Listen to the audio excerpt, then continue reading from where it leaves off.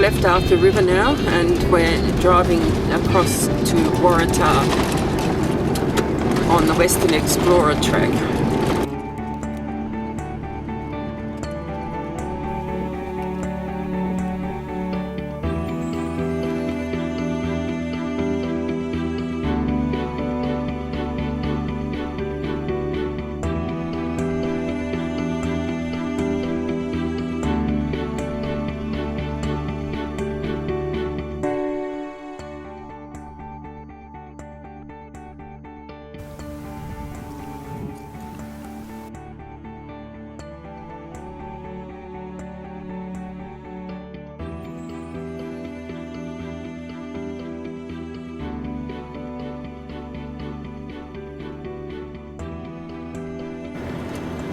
Come from heathland into some magnificent forest now.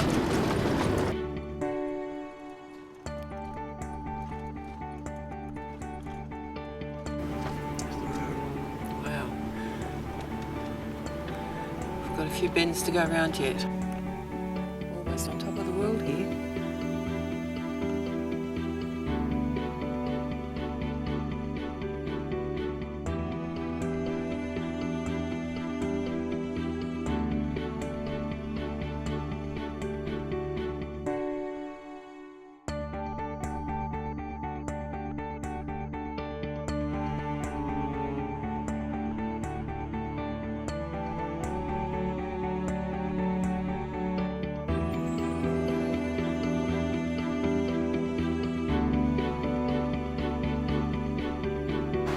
We're stopping beside the beautiful Donaldson River on the Western Explorer Road, and we're going to have lunch.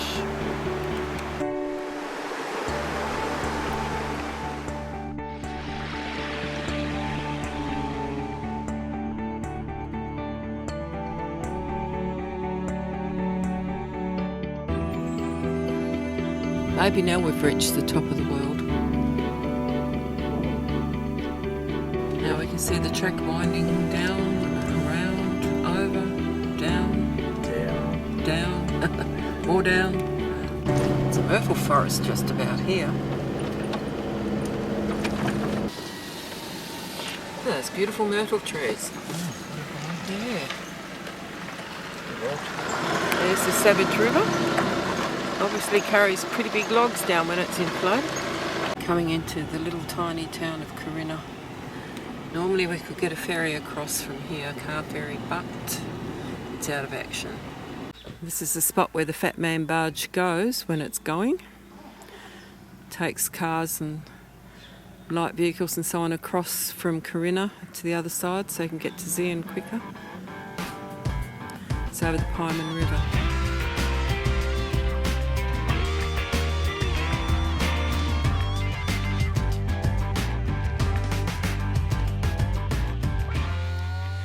Tarkeen Hotel in Corrina.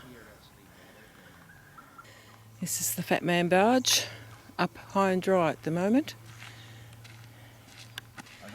Now we're heading off to Waratah. We got pipped as we were coming past the forest. Now we've got to follow this guy to Highclere. We've arrived in the lovely little town of Waratah and we've been able to set up camp in there. Very convenient campground right in the middle of town. We're doing a little walk around, look at Waratah. It was a tin mining town, one of the largest tin mines in Australia, and it was discovered by a chap called Philosopher Smith, and this is Philosopher Smith's hut in Waratah.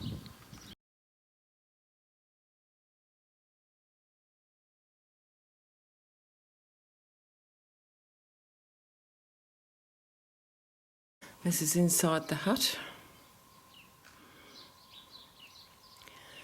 I'm not sure if all of this is original.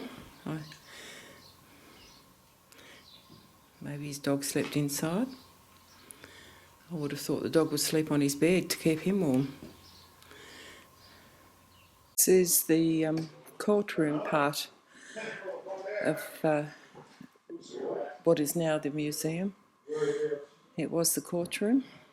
This mirror frame is handcrafted leather. It's incredible the patterning that's gone into it. It's the Bischoff pub. We had dinner there last night.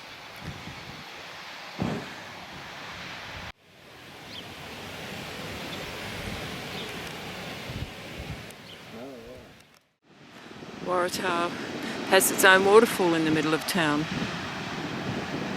If you look to the right of the waterfall, in the hill, you can see what looks like some scree, and forward from that is some metal rods poking up.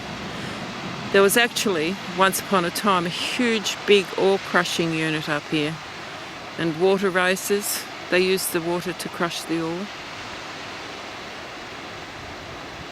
You wouldn't have seen the waterfall from here. There were tin structures, huge big buildings all around on this hill here. You might be able to pick it up from here. All of this construction was what was once upon a time in front of the waterfalls. And they used the power of the water to crush the ore. Between Waratah and Rosebery, on our way down to Zeehan and then on to Strawn. That was a myrtle forest we've just driven through. Just get a bit.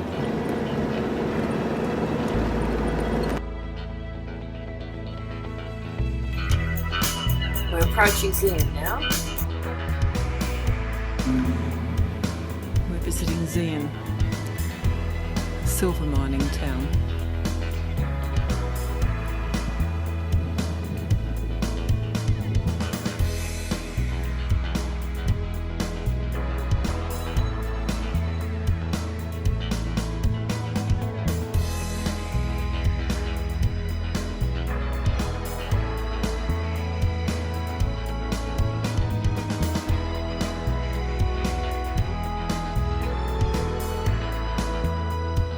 Oh wow, it's a well-worked machine. Absolutely. Wow. It's Thursday, we must be in Zeehan. Oh, there's the blacksmith, he's come back. Hasn't got his fire going though. Not much of a blacksmith without a fire, mate. Wheelwright's shed. Poor old Doris has seen better days, I think. They're not feeding her well. You're right in front of me. It's all right, you can be. But you don't want to get in that box, do you? No. The person who made it had no use for it. The person who bought it didn't need it. The person who is using it doesn't see it. Within the museum, there's also this very interesting Masonic temple. Very informative presentation. In the lodge room, you will see many symbols of the ancient stonemasons. We use them to illustrate and represent the various moral principles. For example, you will see in the lodge room 3 columns from Greek architecture. They are the Ionic, the Doric, and the Corinthian. They represent to us wisdom, strength, and beauty.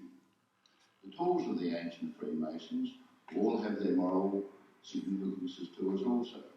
For example, the square teaches morality, the level equality, the plumb rule justness and uprightness of life and actions, and the 24-inch gauge represents the 24 hours in the day, part to be spent in prayer, part in labour and refreshment, and part in serving a friend in time of need. On the floor of the lodge, you will observe an ornamental carving. Each feature represents an element of our studies. For instance, the blazing star in the centre represents the sun, which enlightens the earth. Above the carpet hangs the letter G, denoting God. We are not a religion, but accept members from all religions. We call for a belief in the broadest sense of a supreme being, variously referred to in our ceremonies as the great architect of the universe, or the grand geometrician of the universe, or simply the Most High. Members are encouraged to follow their own religion. On the pedestal in the lodge is the volume of the sacred law. In our case, it is the Bible. In an Indian lodge, there may be a number of such books covering their religious persuasion. In a Middle East lodge, it would most not a secret society, but a society that has a few simple secrets that are entrusted to members who undertake not to divulge them to non-Masons. The purpose is simply to test a Freemason's ability to keep a confidence when it is entrusted to him. They are also used to recognise other Masons by, but we don't disclose them here because we can be trusted. Masonry abounds with famous members of all facets of life. To mention just a few: Mark Twain, Henry Ford, John Glenn the astronaut, Rudyard Kipling, Weary Dunlop, Sir Ernest Shackleton, Robbie Burns, Eric Rees, Major General Michael Jeffrey, Winston Churchill, Prince Philip, Johnny Cash, Sir Donald Bradman, and the list goes on. We've got ourselves a lovely spot tonight at Macquarie Heads, out of Strawn. We've got a happy little chappie sitting in the tree above us.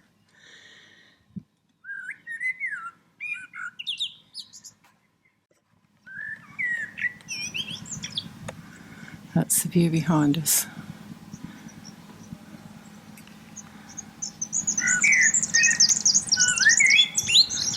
There's a fishing boat going out over there.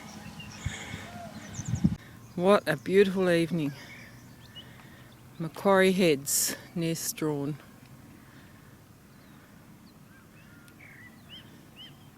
Not a breath of wind hardly. Norm is here with his beer.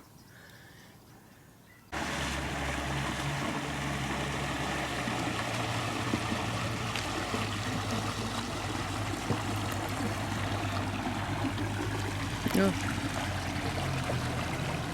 You've got to get this just right. He's done it before.